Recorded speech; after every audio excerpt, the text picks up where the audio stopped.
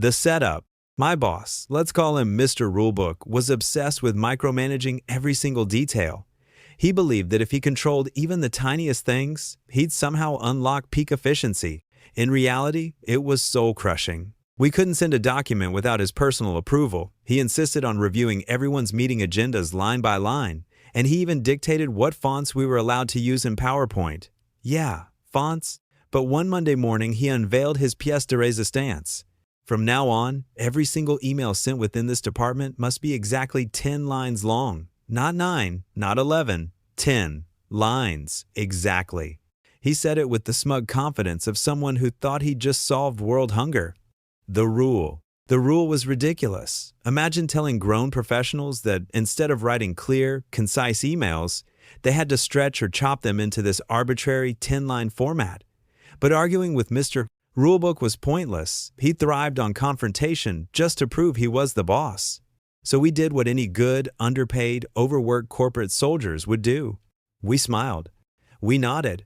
And we said, "Yes, boss." Malicious compliance in action. The very next day, the chaos began. A coworker who usually wrote short and to-the-point meeting invites suddenly sent this gem. Subject, meeting invitation. Dear colleagues, I am pleased to invite you to a meeting. The purpose of this meeting is to discuss the project. The project we will be discussing is quite important. Therefore, your presence is highly requested. This meeting will occur at 2 p.m. The location of this meeting is Conference Room B.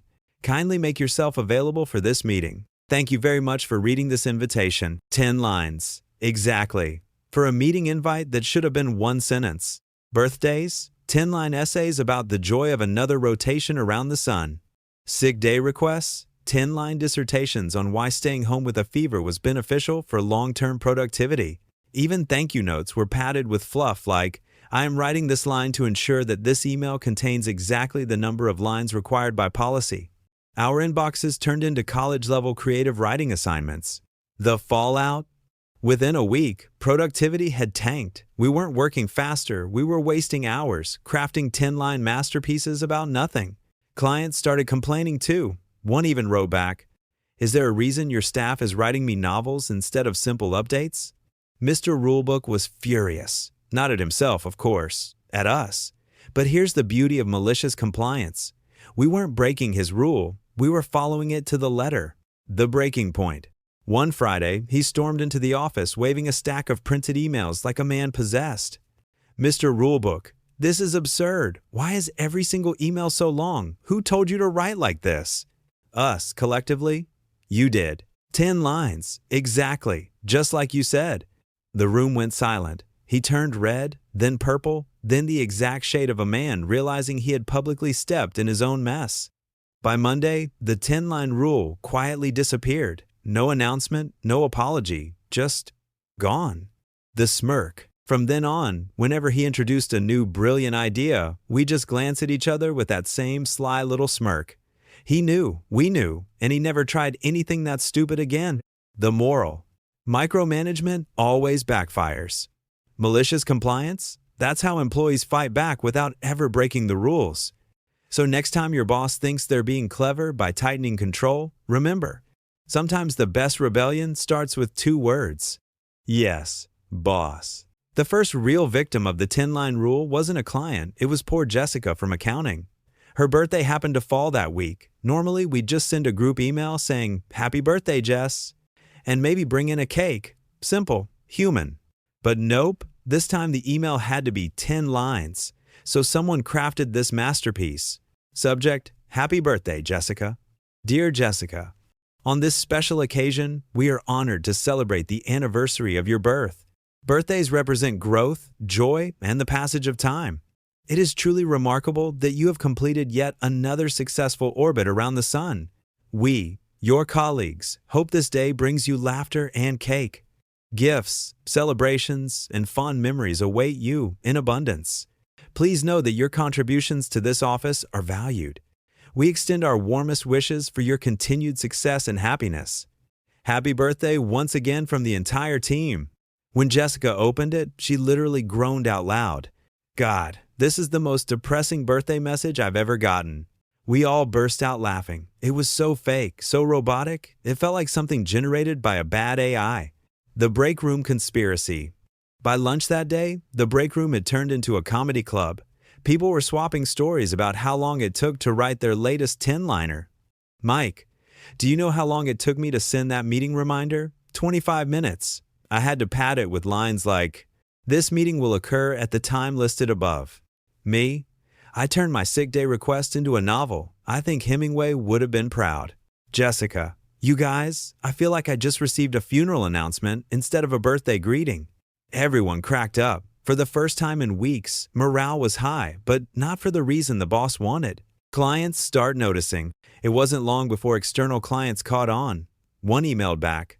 All I asked was whether the project was on track. Instead, I got a 10-line essay about diligence, teamwork, and long-term commitment. What is happening over there?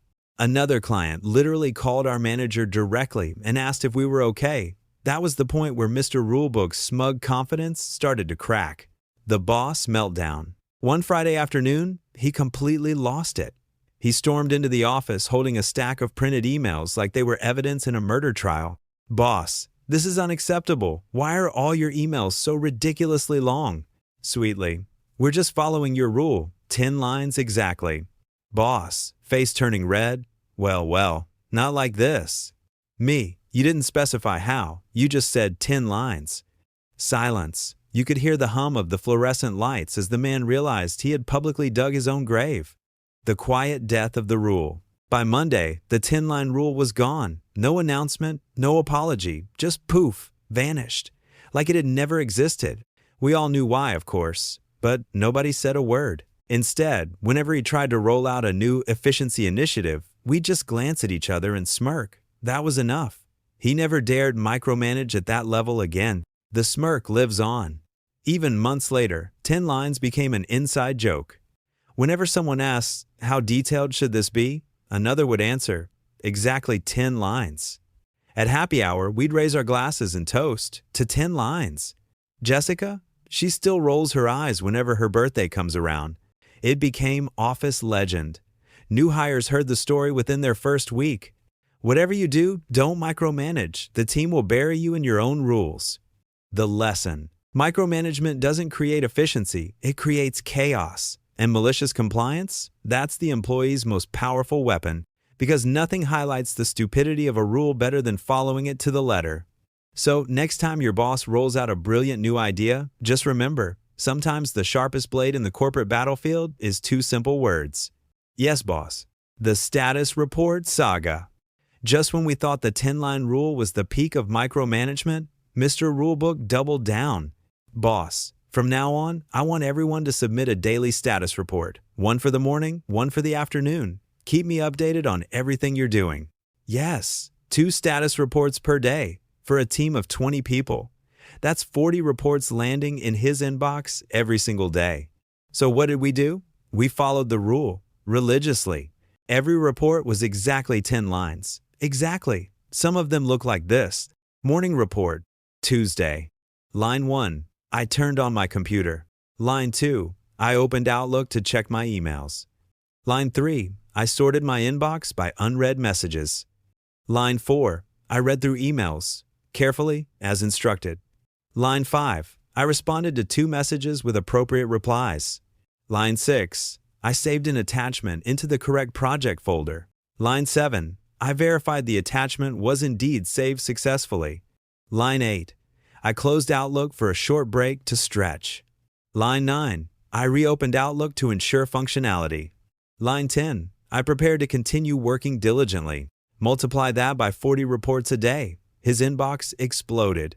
The HR concern. A week into this circus, HR got involved. Apparently, Mr. Rulebook had been complaining to HR that his team wasn't respecting him, so HR called a conflict mediation meeting.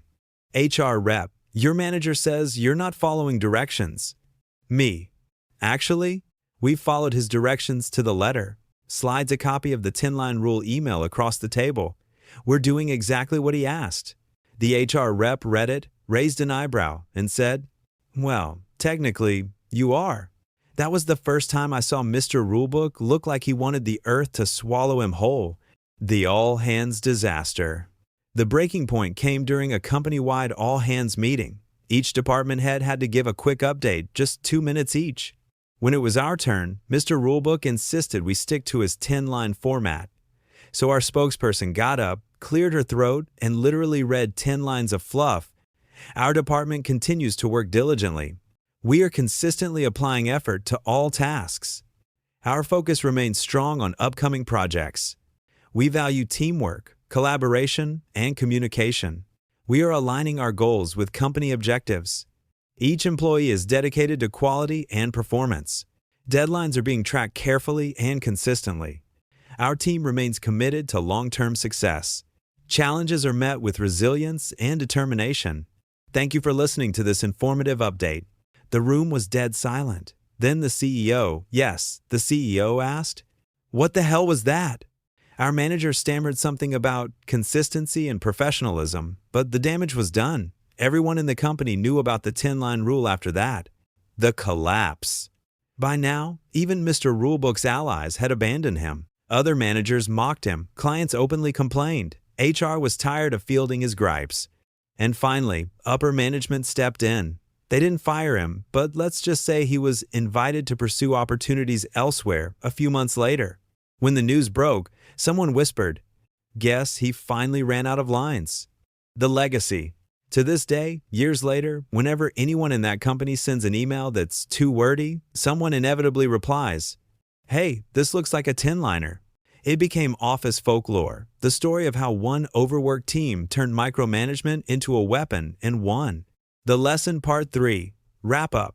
Micromanagement isn't leadership. It's insecurity disguised as control, and nothing exposes it faster than malicious compliance.